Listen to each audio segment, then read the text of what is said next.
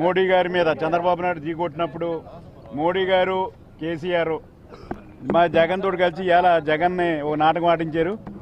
కొంతమంది అసంతృప్తివాదుల్ని వాళ్ళ పార్టీలో ఒక ప్రయత్నం చేసి అన్ని రకాలుగా మబ్బులు పెట్టి మంత్రి ఇస్తాం అవి ఇస్తాం ఇవి ఇస్తాం అని చెప్పి మబ్బులు పెట్టి కొంతమంది లాగారు. లాగిన వాళ్ళు వెళ్ళే వాళ్ళు ఏంటంటే మొదటి నుంచి కూడా ఆమంచి కృష్ణమోహన్ గారిని కానీ ఈరోజు ఆమంతి శ్రీనివాస్ గారు ఇద్దరు కూడా గత సంవత్సరం నుంచి కూడా పార్టీని బ్లాక్మెయిల్ చేసి ముందుకెళ్తున్నారు. మరి ఆమంతి కృష్ణమోహన్ గారు అయితే ఇండిపెండెంట్గా నెగ్గి పార్టీలోకి వచ్చాడు. వచ్చిన కాడి నుంచి కూడా పార్టీ గురించి కానీ పార్టీ వ్యవహారాలు కానీ ఎప్పుడు కూడా పార్టీకి అనగదొక్కుతూనే ఉన్నాడు. అయినా సరే చంద్రబాబు నాయుడు గారు మరి ఆయన గౌరవించి కావాల్సిన వర్క్లను కూడా చేసి పెట్టడం జరిగింది. అయితే ఆయన ఇవాళ మాట్లాడాడు, కాపుల గురించి మాట్లాడుతున్నాడు. ఈ కాపుల గురించి మాట్లాడే హక్కు అతనికి లేదు. ఎందుకంటే ఆయన పాదయాత్ర కాడి నుంచి కూడా చంద్రబాబు నాయుడు ఫాలో అయిన వ్యక్తిగా నేను చెప్తున్నాను. నేను పాదయాత్ర కాడి నుంచి కూడా హామీ ఇచ్చిన కాడి నుంచి కూడా చంద్రబాబు నాయుడు గారితో ఉన్నాను. మరి ఆయన హామీలు ఇచ్చినప్పుడు కానీ సమావేశాలు పెట్టినప్పుడు కానీ కమిషన్ ఏర్పాటు చేసినప్పుడు కానీ కార్పొరేషన్ ఏర్పాటు చేసినప్పుడు ఇవన్నింటిలోనూ కూడా ఎప్పుడు కూడా మీటింగ్ కూడా రాలేదు, కాపుల గురించి మాట్లాడలేదు. ఇవాళ కాపులకి అన్యాయం జరిగిపోని చెప్తున్నాడు. కాపులకి ఎందుకు అన్యాయం చేస్తున్నాడు? అన్యాయం చేస్తున్నప్పుడు ఇలా ఎందుకంటే ఏలో వైఎస్ జగన్మోహన్ రెడ్డి గారు కానీ రాజశేఖర రెడ్డి గారు కానీ కాపులు అన్నదొక్కడం జరిగింది. ఆ రోజు కమిషన్ అయితే 30 లక్షలు ఇవ్వమంటే ఆ రోజు మా ముఖ్యమంత్రిగా ఉండే ఆ రోజు మరి రాజశేఖర రెడ్డికి ఇవ్వకపోతే ఈరోజు జగన్మోహన్ రెడ్డి గారు ఇలా కాపులకి నేను ఇవ్వను అని చెప్పి డైరెక్ట్గా ఇలా పేటాపురంలో చెప్పడం జరిగింది. అలాంటి వ్యక్తికి వెళ్ళి మీరు కాపుల నాయకులు కాపులకి అన్యాయం జరిగిపోయిందని చెప్పి ఈరోజు చెప్తా ఉన్నారు. అలాగే ఆమంతి శ్రీనివాస్ గారు చెప్తున్నారు ఏదో నేను ఎప్పుడో రిజైన్ చేయాలి, ఇంటి స్థలాలు సూచనలు ఇచ్చినట్టు ఇప్పుడు ఒక మాట కూడా స్థిరంగా ఉండదు. సంవత్సరం నుంచి చెప్తున్నాడు, సంవత్సరం నుంచి నేను ఎమ్మెల్యేని పోటీ చేయనని చెప్పాడు.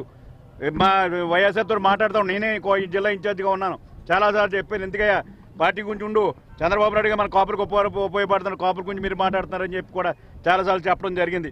వీళ్ళందరూ కూడా స్వార్థపరులు, ఏదో మంత్రి వస్తుందని చెప్పి అసలు గవర్నమెంటే ఏర్పాటు చేయనప్పుడు మంత్రి ఎక్కడొస్తా నాకు అర్థం అవ్వట్లేదు. అంత తెలివైన వాళ్ళు కూడా మరి ఎలాగ ఇందులో పడ్డారో నాకు అర్థం అవ్వదు.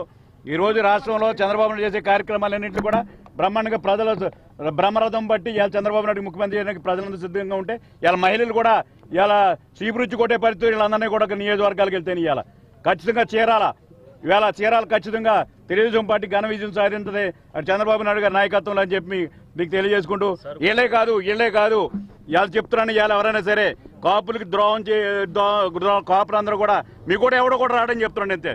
ఇవాళ ఎందుకంటే ఇవాళ కాపులు ఇవాళ 5% ఇచ్చిన తర్వాత ప్రతి ఒక్కరు కూడా చాలా సంతోషంగా ఉన్నారు. ఇవాళ మీ నాయకులంటే మీ స్వార్థం కోసం మంత్రుల కోసం మీరు తాకట్లు పెట్టి ఇవాళ కాపు చేతిని కూడా ఇవాళ పరువు తీసే విధంగా మీరు చేసే కార్యక్రమాలన్నీ కూడా ప్రజలు గమనిస్తున్నారు. రేపొద్దున మీ నియోజకవర్గానికి వస్తే ఓడించారని చెప్పి మీకు అందరు కూడా మీరు గెలవరు అంటున్నారు కదా, గెలవరు పార్టీలోకి వాళ్ళు ఎందుకు పోతున్నారు? ఇప్పుడు వాళ్ళకి కావాల్సింది గెలవరు అని చెప్తే రాజశేఖర రెడ్డి జగన్మోహన్ రెడ్డి డబ్బులు ఇస్తే డబ్బులతో ఎగ్గొట్టిన ప్రయత్నం చేస్తాను. డబ్బులు ఇవ్వాలేమో పని చేయాలా. ఇవాళ చంద్రబాబుని తీసుకున్న పథకాలన్నీ కూడా ప్రజలు ఖచ్చితంగా ఇవాళ తెలుగుదేశం పార్టీని అభ్యర్థులు నెగ్గింతారు. ఇవాళ ఖచ్చితంగా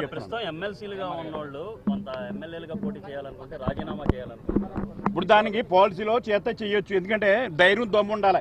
మేము నెగ్గుదాం కనుక మేము రిజైన్ చేస్తున్నాం, మా తప్పు లేదు. అది ఇంకా మేము రిజైన్ చేసి మేము ఎలక్షన్కి వెళ్తాం. నువ్వు ఎమ్మెల్యే ఉన్నావు కదా అని రేపొద్దున ఆ నియోజకవర్గం ప్రజలు అనుకోవచ్చు.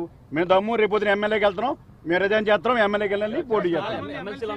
అందరు కాదు, ఎవడైతే పోటీ చేస్తారో వాళ్ళు వెళ్తారు. అందరైతే ఇప్పుడు మన ఇష్టమైంది. ఇప్పుడు ఎలా నీకు దమ్ము ఉంది, ధైర్యం ఉంది, చేసేవాళ్ళు చేయని. దానికే ఇప్పుడు చెయ్యాలా చేయకూడదు అన్నది పాలసీ లేదు. ఎమ్మెల్సీ ఉండగా రిజైన్ చేయాలన్న రేపు పోటీ పాలసీ లేదు. మొరాఠీలో వెళ్తున్నారు, వెళ్ళి వాళ్ళు వెళ్ళమండి. ఎమ్మెల్యేకి ఎవడ పోటీ చేద్దాం ఉన్నదో పోటీ చేసి వెళ్తారు. ఇప్పుడు ఒకళ్ళు ఇద్దరు చేసి చేయడం బాధే ఉంది. అది నేనెందుకు చెప్తాను, అది వ్యక్తిగతం, అది నేను చెప్పలేను. పాలిట్ బ్యూరో ఇంకా మీటింగ్ వెళ్తున్నప్పుడు ఏ డిస్కషన్ కూడా ఏమున్నదే మాకు తెలియదు. పాలిట్ బ్యూరోలో చంద్రబాబు నాయుడు గారి నాయకత్వంలో ఈ రాష్ట్రం పార్టీ కోసం కానీ ఈ రాష్ట్ర అభివృద్ధి కోసం కానీ ఈ పార్టీ కోసం కానీ రేపు భవిష్యత్తులో విజయం సాధించింది. ఇవాళ ప్రజలందరూ కూడా తెలుగుదేశం పార్టీకి మద్దతు పలుకుతున్నారు. రేపు ముఖ్యమంత్రిగా చంద్రబాబు ఎన్నుకోవచ్చు.